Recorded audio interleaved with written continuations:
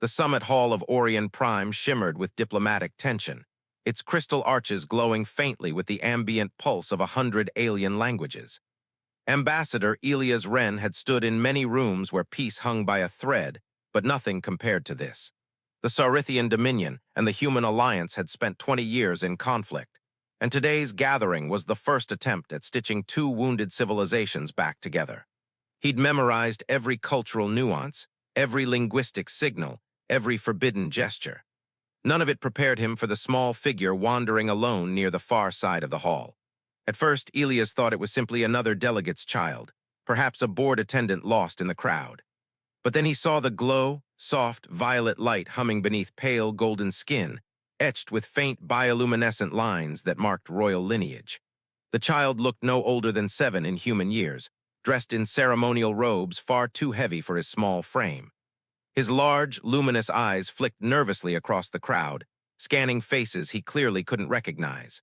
A Serythian royal child. Alone, that should have been impossible. Elias moved toward him with slow, careful steps, the way he'd been taught Serythians preferred, non-threatening and deliberate. "Are you lost?" Elias asked gently. The boy startled, then blinked up at him with startled curiosity. "You are human." His standard was accented but precise. "Yes," Elias said with a small smile. "My name is Elias, what's yours?" "I am Kaelen." The boy lifted his chin with a formality that looked learned rather than natural. "I cannot find my attendants. Everyone wears ceremonial garments. It is confusing." Elias glanced around. Indeed, hundreds of delegates in shimmering formal attire moved through the enormous hall like a shifting mosaic of colors. Even an adult would struggle to see clearly in this crowd. For a child, it must have been overwhelming. "I can help you look for them," Elias offered, "if you'd like." Kaelen studied him with wide, violet eyes, so open, so defenseless it made Elias' chest tighten. "Mother says humans are formidable," the boy said with thoughtful seriousness. "But you do not appear frightening." Elias laughed softly. "I try not to be." Kaelen hesitated, then stepped closer. "May we sit somewhere quieter?" Of course. They found a bench beneath one of the crystalline support spires, a pocket of calm in the storm of diplomatic formality. As Kaelen sat, the tension eased from his small shoulders, and for the first time, Elias saw the child beneath the royal mantle, curious, intelligent, and unbearably lonely. "Tell me," Elias said, "what do you like to do when you're not at important events like this?" Kaelen's eyes brightened instantly. "I like to study the languages of other worlds. My tutors say Serythians must understand many minds to rule wisely. Did you know humans have thousands of languages?" "I did," Elias said, impressed. "My favorite is Terran Sign," Kaelen continued proudly. "It is beautiful. Words made with hands instead of sound." Elias felt a quiet awe at how easily the boy's enthusiasm pierced through the cold formality of the summit. "You're very knowledgeable, Kaelen." "I must be," the child said simply. "My father died in the war, so now mother must prepare me to lead one day." Elias' heart clenched. The statement was delivered with the calm of someone who'd rehearsed it 100 times. Duty over childhood, legacy over comfort. "I'm sorry," Elias murmured. Kaelen nodded once, accepting the sympathy with more dignity than any child should need to possess. "Mother says he died with honor. I think—" He hesitated. "I think I would rather have had him home." Elias swallowed. The boy's honesty hit him with quiet force. "Kaelen," Elias said, "everyone deserves someone who listens to them, even future leaders." The boy looked at him, really looked, and something in his expression softened. As if no one had said those words to him before. They spoke for nearly 15 minutes, about stories, about planets Kaelen wanted to visit, about what frightened him and what didn't. The boy's mind jumped between topics with the unfiltered brilliance of a child who had never been allowed to speak freely. Elias found himself responding not as a diplomat, but as a human who remembered what it felt like to want an adult's attention. Then Kaelen asked quietly, "Elias, why did our peoples fight?" The question stung. Not because Elias didn't know the answer, but because explaining the cruelty of adults to a child was its own heartbreak. "Sometimes," Elias said softly, "people misunderstand each other, and they forget to fix the misunderstanding before it becomes fear, and fear becomes fighting." "Is it possible to undo fear?" "It's possible," Elias said, "but it takes time. And people willing to listen." Kaelen nodded slowly, "Like you listen." Before Elias could respond, a ripple of movement spread across the hall. Delegates straightened, guards shifted, and every Serythian present lowered their heads in silent respect as a single figure approached. Queen Avelora Thal'Ryn. Tall, radiant, and impossibly composed, she moved with the lethal grace of her species, an aura of command wrapped in shimmering ceremonial armor that outlined the luminous golden patterns along her skin. Her expression was calm, unreadable, but her eyes were fixed on Kaelen, and then on Elias. "Kaelen," she said, her voice resonant enough to hush even the nearest delegates, "you disappeared from your attendance." "What? I am sorry, Mother," Kaelen said quickly. "I became overwhelmed." Her gaze shifted to Elias with a weight that felt like being held under a microscope. "You offered him assistance," she said. Elias bowed his head. "Your Majesty, he was distressed. I only wished to help." The Queen studied him in silence, assessing, evaluating, measuring something he couldn't decipher. Elias had expected suspicion, perhaps even disdain. What he didn't expect was the flicker of something softer, something like relief. "Your kindness is no—" Elias Renn hadn't expected Prince Kaelen to find him again so soon. The second day of the Orion Prime Summit was even more tense than the first, negotiations teetering between cautious optimism and barely concealed suspicion. Delegates spoke in measured tones, every sentence polished into something safe, inoffensive, stripped of anything resembling genuine feeling. Elias was reviewing cultural briefing notes when a small shadow fell across his table. "Elias," a quiet voice said, "may I sit with you?" He looked down to find Kaelen standing there, robes slightly crooked, cheeks tinged with a faint glow that meant excitement or nervousness. He wasn't sure yet. Behind him, two Serythian attendants hovered at a respectful distance, looking both relieved and confused. "Of course," Elias said. "I'm always glad to see you." Kaelen sat instantly, as if afraid the invitation might vanish if he hesitated. The child's attendants exchanged glances but did not intervene. Serythian protocol forbade interrupting a royal when they had made a declared choice. And Kaelen had chosen Elias. "I told Mother I wished to observe diplomatic discussion in a human manner," Kaelen said proudly. She approved. Elias blinked. "In a human manner." Kaelen nodded. "Humans speak more freely, less fear of emotional expression. My tutors say understanding this approach is necessary for the new peace." Elias suppressed a laugh. "Well, I suppose that's true." In truth, Elias suspected Queen Avelora's approval had less to do with cultural education, and more to do with the way she had watched her son light up when speaking to him yesterday. For a woman whose every decision was weighed on a political scale, that small shift in her eyes had been unmistakable. Kaelen leaned closer, lowering his voice to a conspiratorial whisper. "Elias, may you tell me a human story?" "What? A story?" Elias repeated. "My attendants teach lessons," Kaelen said, his luminous eyes dimming slightly. "But you speak of people, of feelings, my father used to." He stopped, swallowing the rest of the sentence. Elias' chest tightened. "Of course," he said softly. "What kind of story would you like?" Kaelen brightened again. "One where someone is brave but not with weapons, brave with understanding." Elias searched his memory and began telling him a tale from old Earth, about a girl who solved a conflict not with strength, but with empathy. Kaelen listened with rapt attention, hands folded neatly in his lap, gaze focused entirely on Elias' face. Every shift of emotion played across him like reflected starlight. When the story ended, Kaelen exhaled a soft hum of satisfaction. "You speak as my father once did," he murmured. He told stories that made the world feel larger. Elias didn't know how to respond to that, so he simply placed a gentle hand over the child's, offering warmth without words. Kaelen's fingers curled slightly, as if memorizing the gesture. They stayed like that until a ripple passed through the room, subtle but unmistakable. Guards straightened, delegates lowered their voices. A presence approached with quiet, regal gravity that seemed to reshape the air itself. Queen Avelora Thal'Ryn. She moved like a blade sheathed in silk, every step controlled, every breath deliberate. The golden patterns along her skin glowed faintly beneath her ceremonial armor, casting soft reflections across the floor. Her eyes found them instantly. "Kaelen," she said, not stern, not disapproving, simply aware. "I see you have sought Ambassador Renn again." Kaelen nodded. He was telling me a story. Avelora's gaze shifted to Elias, weighing him once more. He felt that same sensation as yesterday, scrutinized, evaluated, but beneath it now lingered something new. A question or perhaps an invitation. "Ambassador," she said, "you take time from your duties to speak with my son." Elias rose to his feet. He is remarkable company, your majesty. And diplomacy does not exist only in formal chambers. A subtle shift in her expression, the faintest arch of an eyebrow. Is that so? She murmured. Kaelen looked between them, sensing something he couldn't name but instinctively trusting. Mother, he said softly. Elias listens, truly listens, it is comforting. Avelora inhaled, the controlled breath of someone feeling more than she was permitted to show. Comfort, she repeated quietly, as if tasting the word. A rare luxury for our kind. She turned to Elias again. You show him a gentleness he has lacked since his father's passing. Elias bowed his head. Any child deserves kindness, even a future ruler. Avelora studied him for a long moment.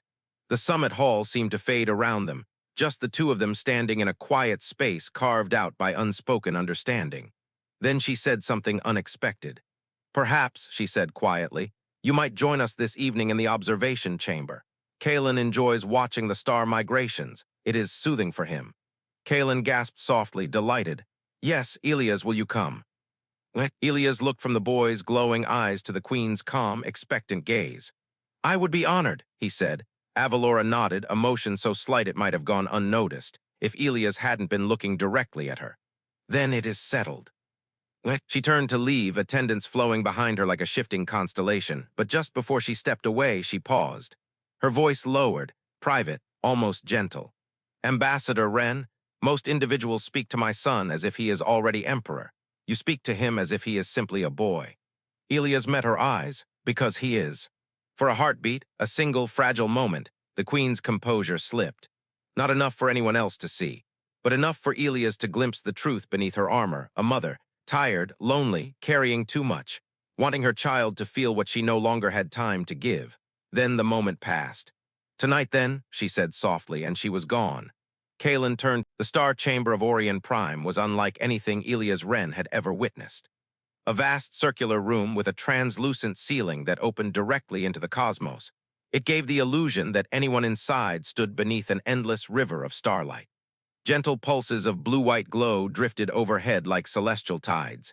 Prince Kaelen pressed his small hands to the transparent surface, his eyes sparkling with genuine wonder. The migration trails, he whispered. The star herds are moving early this cycle.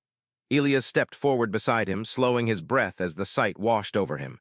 It's beautiful, he murmured. Kaelen nodded solemnly. Father used to bring me here. He paused, voice softening. He said stars are stories written in light. Elias placed a gentle hand on the child's shoulder. Kaelen leaned into the touch with the trust he reserved for very few people. A presence approached behind them, quiet but unmistakable. Queen Avelora Thal'Ryn. Even in the dim celestial glow, she radiated authority. Her ceremonial armor was replaced by something more understated tonight, dark woven fabric interlaced with golden threads that shimmered faintly when she moved. Without her battle-plated regalia, she looked less like an untouchable ruler and more like a woman carved from endurance and loneliness. Kaelen, she said, her tone a blend of warmth and restrained caution. Are the migrations as you remember? Yes, mother, he replied eagerly. But Elias sees them differently. He says the patterns remind him of ocean currents on Earth. Avelora's gaze flicked to Elias. You have oceans. Yes, Elias replied. Endless water, deep and shifting. When the tides rise, everything changes. Something flickered across her expression, an echo of memory. Serythian seas were once vast as well before the climate burns. My ancestors described them in old texts. There was a softness in her voice Elias had not heard before. A softness Kaelen noticed instantly. Mother, he said quietly, you remember the old stories. Avelora inhaled, her eyes drifting upward at the stars as if searching for something no longer present. Your father loved the old myths. He insisted we read them together before your birth. Kaelen pressed closer to Elias, instinctively seeking his presence. Avelora's gaze tracked the movement, her son leaning on a foreign ambassador, and for a heartbeat, Elias feared he had overstepped some invisible line. But then something happened he didn't expect. Avelora relaxed. It was subtle, a shift in posture, a breath released. As if seeing her son held gently rather than coached or corrected softened, something she kept tightly locked. You comfort him, she said quietly. Elias bowed his head. It comes naturally, he is easy to care for. Avelora studied him then. Not diplomatically, not politically, truly studied him. as a woman might study a man who had stepped unexpectedly into the protected territory of her heart. "You speak to him with patience," she said, "even when he struggles to express feeling. All children deserve patience, Your Majesty." Avelora's eyes lowered, unreadable. Not all of us were given it. The admission was so quiet Elias almost missed it. But Kaelen didn't. He looked up sharply at his mother, puzzled. "Mother," the boy whispered, "did you not have someone who listened to you?" Avelora stiffened, unprepared for the question. Serythian royalty were trained from childhood to suppress personal vulnerability. But the question came not from a rival or a council member. It came from her child, and she could not deflect him the way she did diplomats. "My upbringing," she said slowly, "was rigid. Serythian heirs are shaped to rule, not to be understood." Elias sensed the emotional fracture line beneath her words, fine as crystal, deep as history. He also sensed how rare it was for her to acknowledge it aloud. Kaelen looked between them, brows furrowing in that thoughtful way he had when absorbing something profound. "Then maybe," he said softly, "Elias is here to teach us." Avelora blinked. "Teach us what?" "How to be understood." The silence that followed was not empty, it was full. Avelora turned to the stars again, but this time her posture was different, not rigid, not armored, simply tired. "Kaelen," she said after a long moment, "may I speak with Ambassador Renn privately?" Kaelen nodded, trusting. "I will watch the star herds." When the child moved a few steps away, Avelora faced Elias fully. Without her son between them, the proximity felt charged, like stepping into a space neither of them had decided how to define yet. "Ambassador," she began, "my son is forming an attachment to you." Elias nodded but did not apologize. Avelora continued, her voice low. "Understand that this is not common. Serythian children rarely show preference for individuals outside their bloodline." "I'm honored by his trust," Elias said gently. "Yes," she murmured, "and that is what concerns me." Her eyes lifted to his, golden, and aching in a way that contradicted every stern protocol she embodied. "You do not know what it means if a Serythian heir binds to someone beyond their family." Elias swallowed. "No, but I know what it means for a child to feel safe." Avelora exhaled slowly, as if bracing herself. "If he chooses you, the consequences would be irreversible, culturally, legally." "I'm not seeking anything, Your Majesty," Elias said truthfully. "Only to be present when he needs kindness." Something shifted in her, an internal battle between duty and the fragile hope she kept buried. "You speak like someone who has known loss," she finally said. Elias hesitated. "My sister's child, I helped raise him after she died. It taught me what it meant to show up for someone every day, even when the world was falling apart." Avelora's breath hitched, a small, involuntary sound. She looked away sharply, as if seeing him too. The final day of the Orion Prime Summit arrived with an undercurrent that Elias Renn could feel in the air. Something sharp, expectant, like static before a storm. Delegates wore their finest ceremonial attire, voices hushed with the weight of history about to be written. If the accords were ratified today, the Human Alliance and the Serythian Dominion would enter their first era of cooperation in 2 decades. And yet Elias' attention wasn't on the negotiations. It was on the small figure standing near Queen Avelora's side. Prince Kaelen looked pale, not the glowing pale of his bioluminescent markings. This was different. A weakness beneath the skin, a tremor in his hands he tried desperately to hide. His ceremonial robes were too heavy for him today, and he swayed slightly as he attempted to keep step with the queen. Avelora's eyes swept over the room, every inch the composed ruler, but Elias saw the faint tension in her jaw. She knew something was wrong with her son. She simply could not break protocol to address it publicly. Elias moved closer, staying within the loose radius of informal diplomatic movement, just enough so Kaelen could see him. That was all it took. Kaelen's eyes brightened, relief, recognition, safety. The queen noticed. Avelora's gaze lingered on Elias for a second too long, warm and conflicted, before she turned to ascend the ceremonial platform. The hall fell silent. Avelora began her speech, measured, regal, resonant. "Today we lay down the burdens of our ancestors' conflict. Today we choose a future built on understanding rather than fear. Let the Dominion and the Alliance stand united." She continued, but Elias' attention was drawn to Kaelen.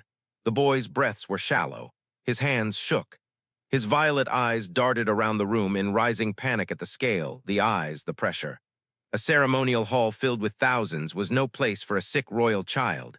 much less one who carried the emotional scars of a recent war and a father lost too early. Kaelen swallowed hard, visibly struggling. Elias took a single step forward. The boy locked onto him instantly. Avelora's voice continued echoing through the hall, unaware of the growing crisis happening in the royal section below her. Kaelen tried to steady himself, but suddenly his knees buckled slightly. That was it. Elias moved, quietly, carefully, unobtrusively. He began threading through the rows of dignitaries, keeping his posture low and respectful so he wouldn't disrupt the ceremony. Security guards noticed, but recognized him from Kaelen's previous interactions and did not intervene. Kaelen's trembling intensified. His lips parted in silent fear. Elias reached the last step just as the boy stumbled forward, breath hitching, eyes wide with panic. Before the guards could react, Elias knelt and opened his arms.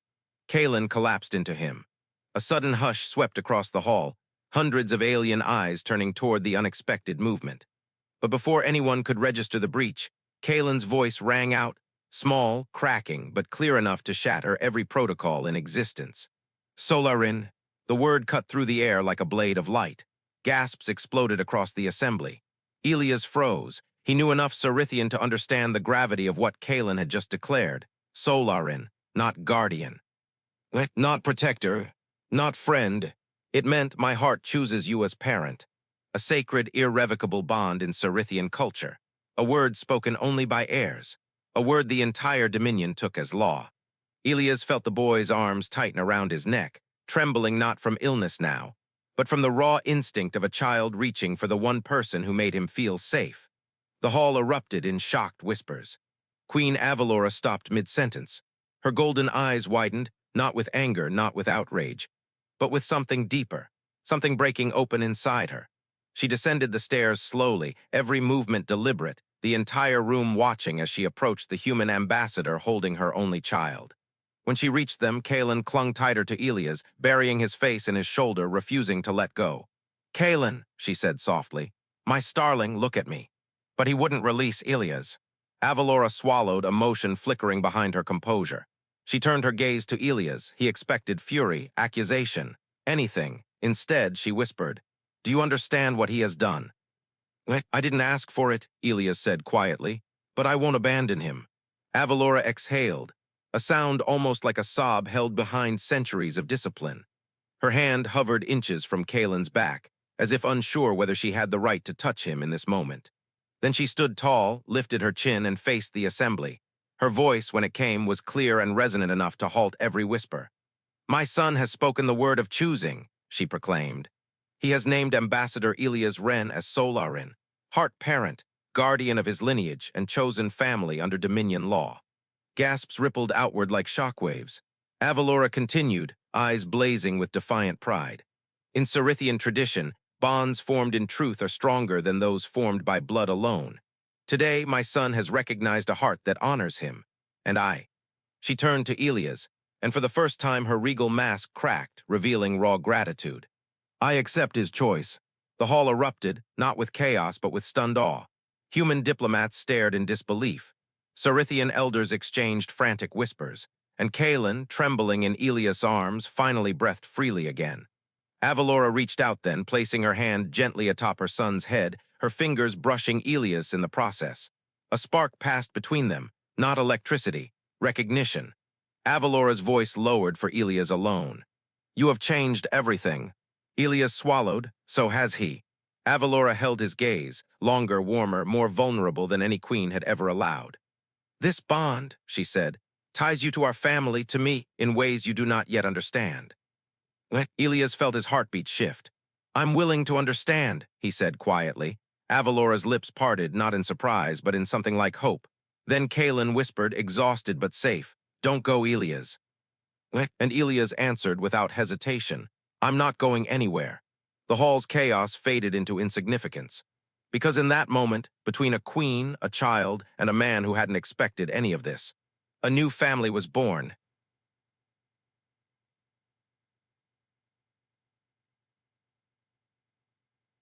The summit dissolves into organized chaos the moment the ceremony ends. Delegates swarm in carefully restrained panic, whispering across translation devices, sending urgent updates to their governments. recalculating treaties in real time. The word of choosing had not simply disrupted the peace accords, it had rewritten their foundation. Elias Renn stands with Prince Kaelen still clinging to him, the boy's small hands fisted in the fabric of his uniform.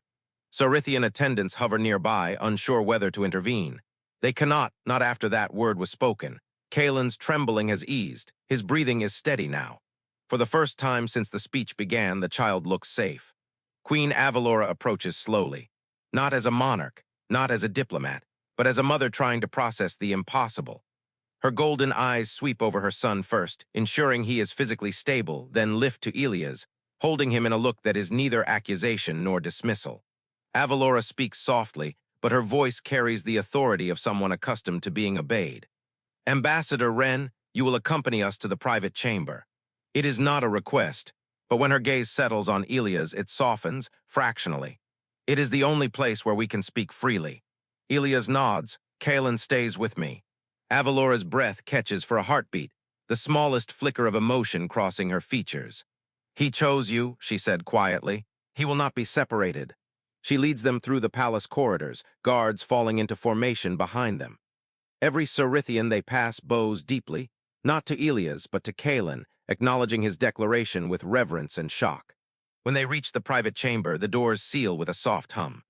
The room is quiet, illuminated by warm bioluminescent streams running through the walls, soft, comforting light, meant to soothe young heirs during times of stress. Kaelen finally loosens his grip but stays close to Elias' side, his fingers brushing Elias' sleeve as if to reassure himself the man remains real. Avelora stands before them. For a long time, no one speaks. Then the queen says in a voice stripped of pretense, "My son has named you Solaryn. Under Dominion law, this bond supersedes all political ranks and familial hierarchies. It is absolute. It is permanent." Elias meets her gaze. "I didn't ask for it, but I won't reject it." Avelora closes her eyes briefly, relief, grief, all flickering at once. When she opens them, the mask of a queen settles over her features, but not fully, not perfectly. "You do not understand," she says. "A Solaryn is not simply a guardian. You are now considered part of the royal bloodline. Any threat to the child is legally a threat to you. Any dishonor brought upon you falls on us as well." She steps closer. "Your life is now entwined with ours." Elias breathes slowly. "Then teach me what it means. I'm here. I'm not leaving him." Kaelen presses against Elias' side and looks up at his mother. He is safe with Elias' mother. Truly safe.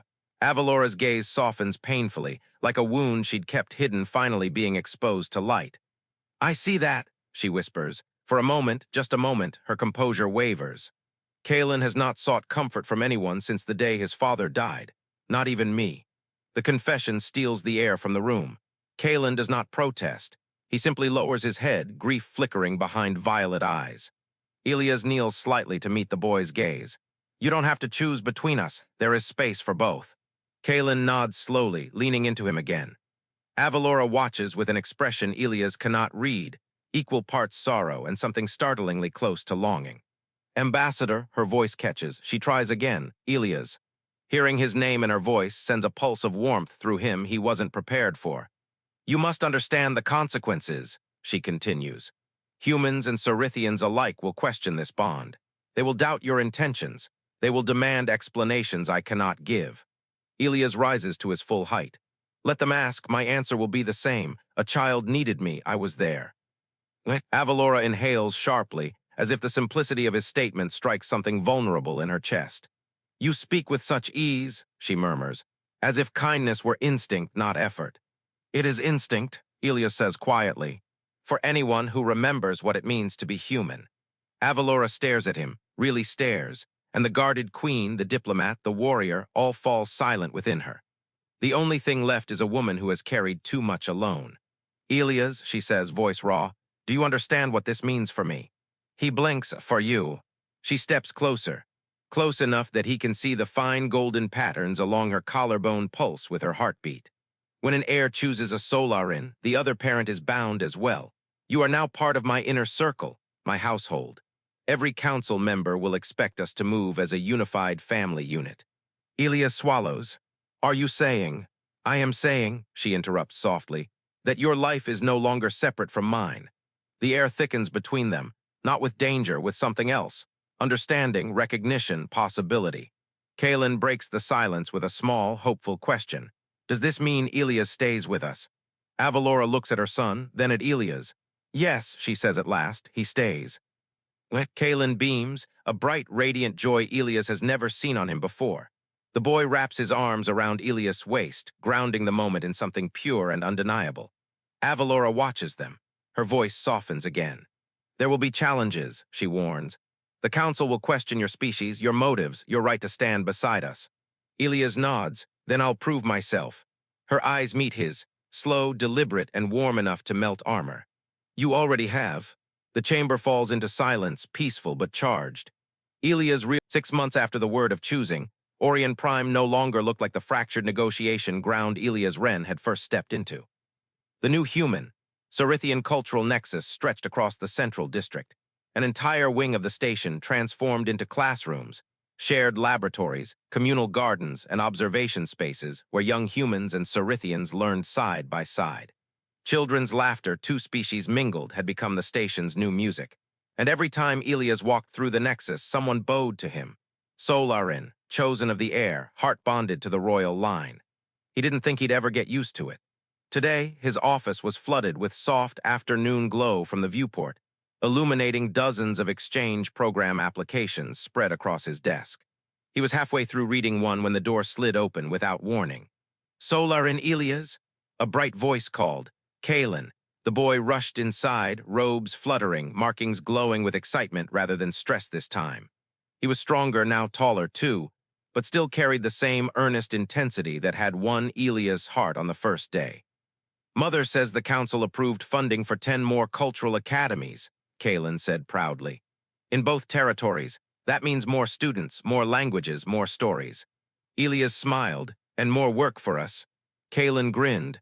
I like work that helps people understand each other. He ran to Elias and wrapped his arms around him in a daily ritual that still surprised the humans sometimes, no matter how natural it had become. You are late for your language session, Elias teased gently. Kaelen pulled back, smug. Not late, I learned a new human phrase. Oh, from whom? Professor Martinez. Elias raised a brow. Should I be worried? Kaelen clasped his hands behind his back and delivered the phrase with perfect pronunciation. Elias, you need a vacation, amigo. Elias laughed, truly laughed, and ruffled the boy's hair. I see Professor Martinez has been very educational. He says understanding human frustration expressions is important. We'll talk to him about appropriate curriculum, Elias muttered. Before Kaelen could respond, the door opened again. Graceful, silent, familiar, Queen Avelora entered the room. She was no longer in ceremonial armor, but wore the simpler garments of domestic royalty, still elegant, still radiant, but warmer somehow. Her golden markings caught the sunlight, glowing softly along her neck and collarbones. Her gaze fell on them, her son and the human he had chosen, and something in her expression melted in that quiet, private way Elias had learned was reserved only for these moments. I hope I am not interrupting, she said. You never interrupt, Kaelen said immediately, crossing the room to take her hand. We were speaking about languages. Avelora smiled faintly at her son's enthusiasm. Were you teaching him new phrases again, Elias? Technically, Elias said. Professor Martinez is responsible for that. Ah, she murmured. Then I imagine the phrases were colorful. Kaelen nodded vigorously. Avelora lifted her eyes to Elias, and the warmth there tightened something in his chest. It still astonished him how easily she could unravel him with a single glance. Kaelen, she said gently, your afternoon rest cycle begins soon. I will walk you to the residence. Kaelen hesitated, one last look at Elias, checking if he should stay. Elias touched his shoulder. Go with your mother, I will join you both tonight. Star Chamber, Kaelen asked. Yes, Elias said, your favorite place. Kaelen's markings brightened with joy. He took Avelora's hand, and together they left the room, her posture regal but softened by the presence of her child. But at the threshold, Avelora paused. Elias, she said, remain a moment. Kaelen looked up at her but did not protest. Avelora brushed her hand along his cheek, an unspoken promise, and the attendant waiting outside escorted him gently toward the royal residence. The door slid shut. Avelora turned back to Elias. For a moment, neither spoke. The silence wasn't awkward. It was a gravity they both felt, pulling them slowly, inevitably, toward the truth they had delicately stepped around for months. Elias, she said softly, when Kaelen first named you Solaryn, I feared it would fracture everything. Our traditions, our politics, our world. It changed everything, Elias agreed quietly. Yes, she whispered. And it healed everything as well. Elias' breath caught at the subtle tremor beneath her words. Avelora stepped closer. A child's trust, she continued, is a dangerous force. His heart recognized something I did not yet have the courage to see. Elias swallowed. And what is that? She lifted her chin, eyes burning gold. That you belong with us. Elias exhaled sharply. His voice dropped unsteady, honest. I feel the same every day. Avelora looked away for a moment, gathering strength, then returned her gaze to him, this time without the barrier of rank or protocol. You have become more than Kaelen Thal'Ryn, she said. You are part of our family, and she paused, softer now, almost shy. I find myself wishing you remained near even when duty no longer requires it. This was not a declaration. This was something far more vulnerable. A request. Elias stepped toward her, not boldly, not recklessly, but with the steady certainty of someone who knew exactly what he wanted and exactly what she feared. Avelora, he said gently, I choose you too. Her breath trembled. She didn't step back. Instead, she reached up and touched his face, tentatively at first, as if expecting him to vanish. Her fingers traced the line of his jaw, light as starlight. Elias, she whispered, I do not know how to be anything but a queen. He covered her hand with his own. Then be a queen, he murmured. I'll meet you there. Her eyes softened, liquid gold in the fading light. And what will you be? She asked. Yours, he said simply. She didn't kiss him, not yet. But she leaned her forehead gently against his, and the room filled with the warm hum of her markings as they glowed brighter than he had ever seen. A promise, a beginning.